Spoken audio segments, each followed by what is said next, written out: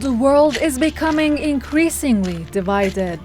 Old alliances and the existing world order are being put in question.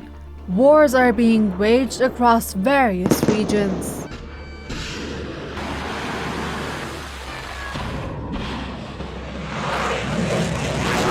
And traditional diplomacy often appears to be failing. You don't have the cards right now. But in the middle of this geopolitical fragmentation, one country is increasingly trying to play a different role.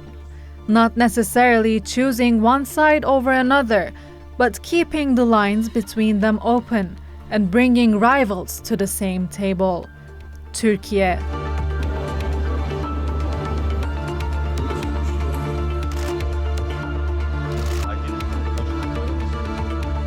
In moments of global turmoil, when Turkey leadership helped make possible the Black Sea Grain Initiative, stabilizing food markets, restoring shipments to developing countries, and feeding millions. The latest example of that leadership came in Mecca. On August 7, 2026, Turkey, Saudi Arabia, and Pakistan signed a new joint defense agreement. The pact brings together three major Muslim-majority powers with very different geographies, capabilities, and diplomatic networks. More countries are expected to join the pact.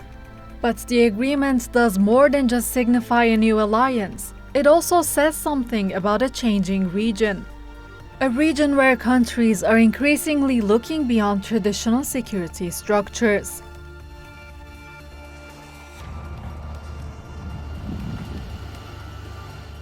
And where Turkey is emerging as one of the countries capable of bringing nations together under the leadership of the country's president Recep Tayyip Erdoğan.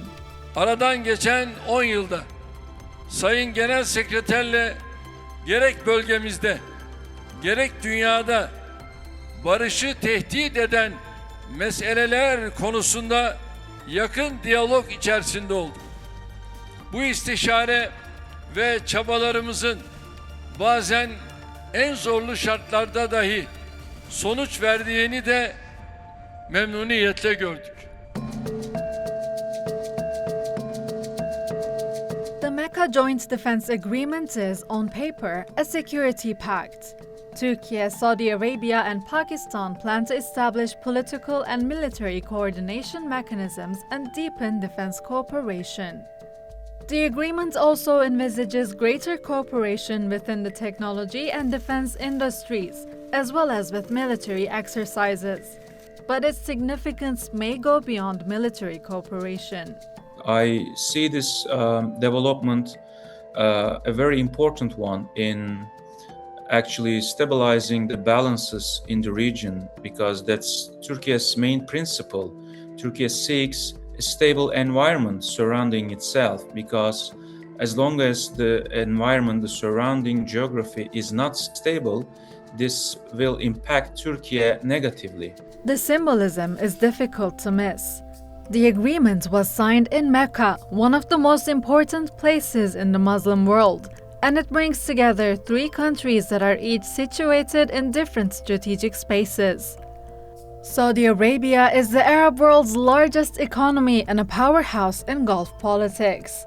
Pakistan is a nuclear-armed state with one of the world's largest militaries, and along with having the largest economy in the Muslim world, as well as a booming defense sector, Turkey sits at the crossroads of Europe, Asia, and the Middle East. It's also a NATO member and has the second largest army in the alliance, with expanding influence in surrounding regions. Together, these three countries represent something that has become increasingly important in international politics.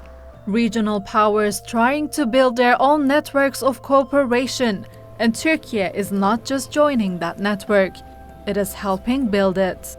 The place, Mecca itself, signals a religious importance for these three actors. They are all Muslim, and this is also inscribed into the text of Mecca Agreement. It cherishes the Islamic Brotherhood.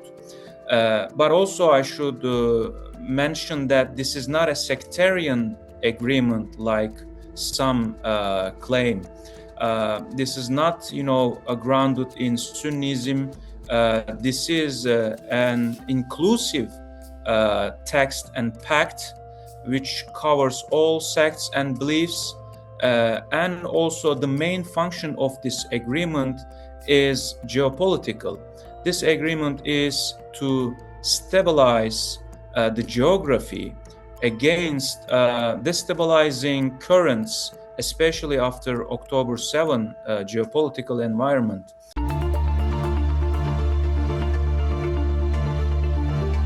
But the Mecca Agreement is also part of a larger story of Turkey's role as a connecting power. One of the clearest examples came in the Horn of Africa in 2024. Ethiopia and Somalia were facing a serious dispute.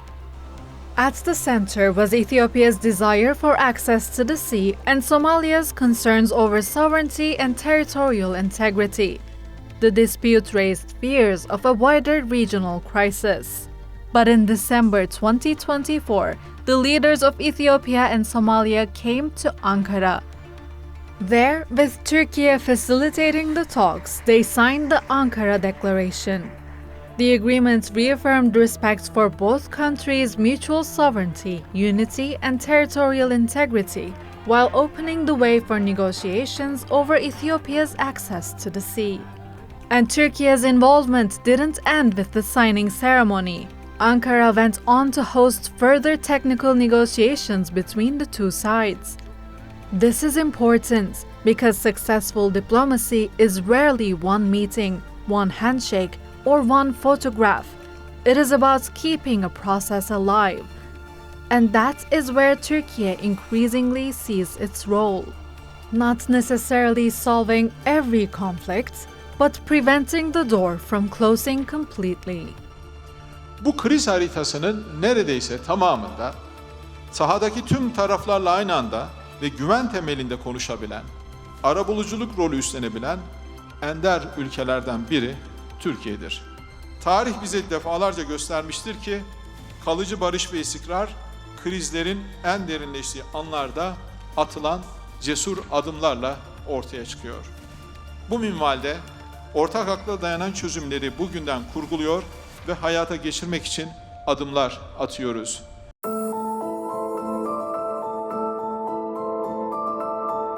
The same diplomatic strategy was reflected with Turkey's neighbors, Azerbaijan and Armenia. Ankara has long been one of Azerbaijan's closest allies. That relationship gave Turkey influence in a region transformed by decades of conflicts between Baku and Yerevan. But Turkey's role has increasingly involved more than simply supporting one partner. As the region moved toward a post-conflict reality, Ankara also became part of the broader discussion about what a new regional order could look like. Borders, transport corridors, trade, diplomatic normalization, and peace between countries that had spent decades in conflict. But this is another example of Ankara's wider diplomatic calculation, the Russia-Ukraine conflict. When Moscow launched its full-scale war against Kiev, Turkey found itself in a particularly sensitive position. It was a NATO member and a supporter of Ukraine's territorial integrity, but it also maintained diplomatic and neighborly relations with Moscow. For many countries, those positions would be difficult to reconcile. Turkey turned that discrepancy into a diplomatic asset. Sayın Guterres'le birlikte yoğun çaba sarf ettiğimiz Karadeniz tahıl girişimi, bu sayede küresel bir gıda krizinin önüne geçmeyi başardık. Ukrayna'da barışın yeniden inşasına ve savaşın sonlandırılmasına yönelik çabalarda Birleşmiş Milletler'le yakın işbirliğimizi devam ettiriyoruz. Russian and Ukrainian officials have met in Antalya and Istanbul multiple times since the start of the war. Turkey helped facilitate the vital Black Sea Grain Initiative, allowing grain exports from Ukrainian ports, preventing global food shortages. And throughout the ongoing war, Ankara has maintained the principle that diplomacy cannot disappear simply because conflict has begun. But Ankara's foreign political strategy as a connecting power is not limited to individual crises. Turkey is also building platforms. The Antalya Diplomacy Forum has become one of the most visible examples. Since its launch in 2021, the forum has brought together presidents, prime ministers, foreign ministers, diplomats, academics, and policymakers from across the world. Its purpose is simple. In a world where diplomacy is becoming increasingly fragmented, create a place where people can still meet. The 2026 forum was held under the theme Mapping Tomorrow, Managing Uncertainties, a reflection of a world dealing with wars, geopolitical competition, economic disruption, and growing uncertainty about the future of international cooperation. But the real value of such forums is not always what happens on stage. Sometimes diplomacy happens behind closed doors, in corridors, or over bilateral meetings. Sometimes it happens simply because people who would otherwise never be in the same place are suddenly only a few meters apart. And that is another part of Turkey's strategy, not just participating in global diplomacy, but also trying to provide the infrastructure for it. Türkiye olarak bir yandan farklı bölge ve kıtalarda barışçıl dış politikamızı yürütürken diğer yandan da mevcut ittifak bağlarımızı tahkim ediyoruz.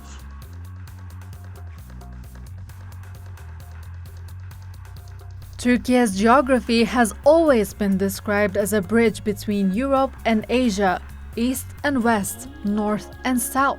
Turkey has its own very strategic position and it has a strategic influence.